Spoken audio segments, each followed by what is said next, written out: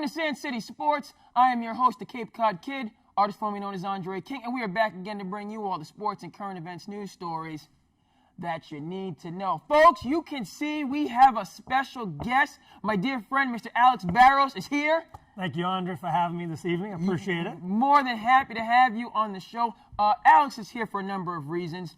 First and foremost, a dear friend of mine, coming from the community, Barnstable guy, so that's always great. But not too far down the list, Alex Barros is a legitimate Dallas Cowboys super fan. He's not just a fan, folks. He's been on the show, he's been alluded to whenever I discuss the Dallas Cowboys, and I mention him, so you've seen the pictures of him at various Cowboys games, and there's going to be some more pictures on this show. But he is a Dallas Cowboys fan royalty, and so we need him on the show, okay, because the Cowboys are the main story. Even though we're going in we got to talk about the Cowboys, and so I don't go too far. Alex is here to kind of reel me in, okay, with some important facts and statistics, because he lives it, and I just comment on it mostly, and so very exciting stuff. So without further ado, we're going to get right into it. Alex, the first question that we're going to start off with, and I'm going to let you tell a story because I'm not going to have a commentate. So the Cowboys, it wasn't the season it was supposed to be, okay? Obviously they didn't win the NFC East. Are you more impressed with the Eagles for winning the NFC? Are you more disappointed in the Cowboys? What are your thoughts on the Dallas Cowboys right now? It just ended. It was it's just over. So the feelings are very, and we know Jerry's doing what he's doing, but I don't want to hear from, I need to hear from the fandom in terms of your perspective, because Jerry, sometimes we don't know what to think, but what's your perspective on this season for the Dallas Cowboys? Well, Andre, I was debating whether or not I wanted to come on your show. It's tough times.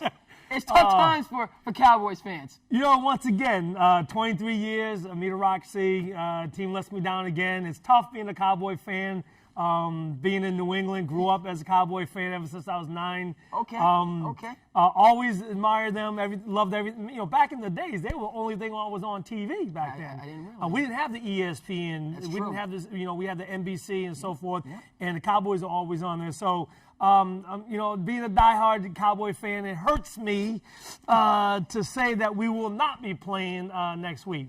But I look back at the Cowboys and how we set out the season and high expectations, talented roster, and again we come up short with a losing subpar record.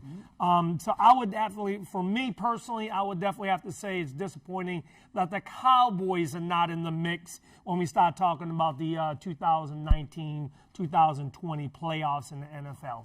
Okay, so they're not in the mix, but you mentioned this is a talented roster. Yeah. You have Ezekiel Elliott who got paid. You have Lawrence. Is it DeMarco? It's DeMarcus. Yeah. DeMarcus Lawrence on the defensive side of the ball who got paid. We were talking, and this season has been such a roller coaster ride. They started off hot early. I think they were 5-6-0 to begin. Somewhere in there, and so the number for Ezekiel Elliott, excuse me, the number for Dak Prescott, reached up into the $40 million range. Yeah. Point of fact, is that, are we disappointed because a lot of teams don't make the playoffs, or because this is a team that to start the season many people had favored to go to the Super Bowl, you win some, you lose some. The Rams make the Super Bowl one year, they miss the playoffs the next year. There's ups and downs. That's right. But this Dallas Cowboys team, for me, from the outside looking in, seemed to have the talent to be able to compete, not just in the NFC, which is clearly the stronger division, but for a Super Bowl. How do you view that? It's not, you miss the play. You have a down year, it's one thing. But this was a team that seemed to have a roster in place, to really be able, to do something special. That's correct. And you here you have a team that was geared for the playoffs. They had the running back, they had the quarterback. They brought Cooper in. They gave up a first-round pick for Cooper. Yeah. Cooper does come in. That was a great move by Jerry Jones by bringing him in there, giving up the first round. Many people said that would not work. It did work for them. So here we go. Witten comes back off the broadcast booth, comes back on the team. And so they got a lot of things in place. They brought over the defensive coach over there that was with Seattle. Okay. They bring him in there. Yep. So this is the year. This is supposed to be the year.